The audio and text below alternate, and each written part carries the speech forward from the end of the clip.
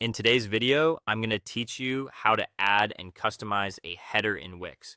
Before we build anything, it helps to know that every time you create a page in Wix, the platform automatically includes a header and a footer.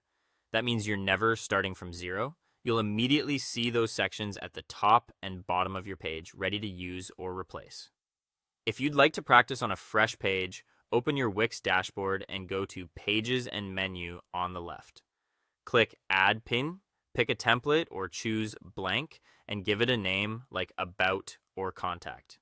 When the page opens, notice Wix has already placed a header and a footer there for you.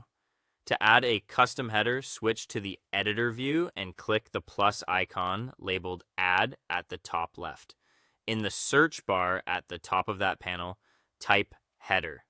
You'll see a collection of ready-made designs, some with space for a logo, navigation menus, and buttons. Scroll until you find one that matches your brand and drag it into the very top section of the page. That places it exactly where a site header belongs.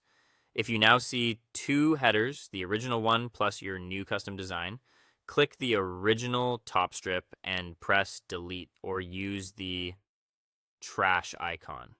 Keeping just one header prevents layout issues and keeps things clear while you work. Next, customize the header you added. Select it to open the settings on the right. Replace or resize the logo so it's crisp and legible. Edit the menu links to match your site structure by adding, removing, or renaming pages. Then align colors, fonts, and button styles with your brand guidelines so everything feels consistent. If available, consider making the header sticky so it stays visible as visitors scroll. You can also enable hover effects and set up the mobile menu so navigation is easy on phones. When you're ready to test, click Preview, the eye icon, and scroll through the page. Confirm that a sticky header behaves the way you expect, and switch to the mobile view to check spacing, readability, and touch targets.